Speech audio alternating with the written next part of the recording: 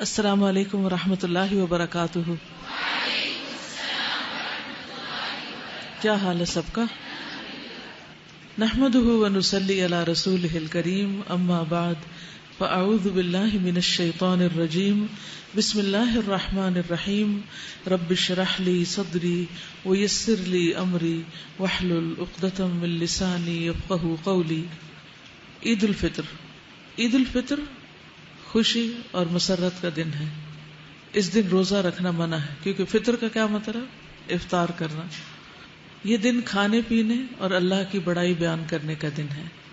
خوشی کے اظہار کے لیے چاند رات سے ہی مساجد، بازاروں، راستوں اور گھروں میں تکبیرات بلند کرنی چاہیے۔ یعنی پہلا کام کیا ہے؟ تکبیر بلند کرنا۔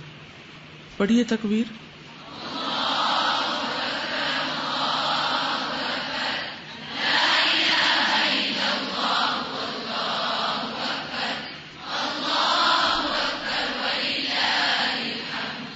آپ خود گھر میں پڑھیے، اوروں کو پڑھوائیے۔ اگر پڑھوانا مشکل ہو تو آپ تکبیرات کی CD لگا دیجیے تاکہ گھر میں تکبیر بلند ہوتی رہے۔ اسی طرح دوسرے لوگوں کو بھی خاص طور پر بتائیے تاکہ اس سنت کو زندہ کیا جا سکے۔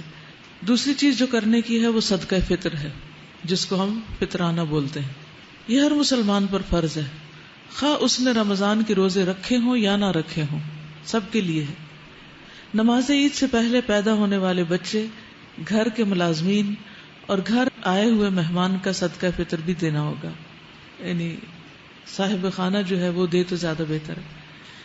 اس کے لیے صاحب نصاب ہونا شرط نہیں کہ ایک سرٹن اماؤنٹ گولڈ کی ہو، تو پھر ویسے بھی سب کے اوپر ہے۔ عبداللہ بن عباس سے روایت ہے کہ رسول اللہ صلی اللہ علیہ وسلم نے صدقہ فطر کو فرض قرار دے دیا تاکہ روزہ دار کے لیے لغو اور بیہودہ اقوال اور افعال سے پاکیزگی ہو جائے۔ یہ ہے اس کا مقصد کہ سارا رمضان ہم نے اگر کوئی غلط بات کی ہے یا کمی بیشی ہم سے ہو گئی ہے تو اس صدقے کے ذریعے اس کا ازالہ ہو جائے۔ ویسے بھی صدقہ جو ہے وہ انسان کی برائیوں کو دور کرتا ہے۔ چنانچہ جس نے اسے نماز عید سے پہلے ادا کیا تو یہ ایسی زکوٰۃ ہے جو قبول کر لی گئی، اور جس نے اسے نماز کے بعد ادا کیا تو یہ عام صدقات میں سے ایک صدقہ ہوگا۔ یعنی اس کو نماز سے پہلے ادا کرنا ضروری، بلکہ ابھی سے اگر آپ لوگ تیاری شروع کر دیں تو بہتر ہے، کیونکہ ہم بالکل لاسٹ مومنٹ پہ چھوڑتے ہیں، پھر عید پڑھنے جا رہے ہوتے ہیں، پھر دیکھتے ہیں دائیں بائیں کوئی مل جائے تو گاڑی کا شیشہ نیچے کر کے چاہے کوئی مستحق ہے یا نہیں بس دینے کی کرتے ہیں تاکہ نماز سے پہلے ادا ہو جائے۔ عید کے روز مسواک کرنا، غسل کرنا، بہترین لباس پہننا اور خوشبو لگانا سنت ہے۔ نماز کے لیے جانے سے پہلے میٹھی چیز خصوصاً کھجوریں کھانا مسنون ہے۔ عیدگاہ جاتے ہوئے کثرت سے تکبیرات پڑھنا سنت ہے۔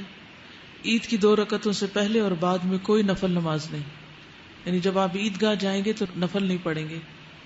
نماز عید کی ادائیگی کے لیے خواتین کو بھی جانا چاہیے۔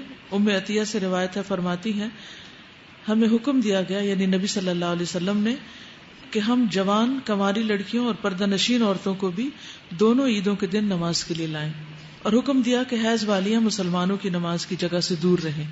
تو اس سے یہ پتہ چلتا ہے کہ عین جہاں مصلی ہو وہاں نہیں جانا چاہیے، تھوڑا پیچھے ہٹ کر انسان بیٹھ جائے، تسبیح کرے اور خاص طور پر دعا میں شریک ہو، کیونکہ دعا میں شریک ہونے کے لیے کہا گیا۔ نماز عید سے واپسی پر راستہ تبدیل کرنا سنت ہے۔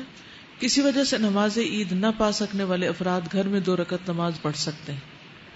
عید کے روز مسلمانوں کی باہم ملاقات آپس کی محبت بڑھانے کا ذریعہ ہے۔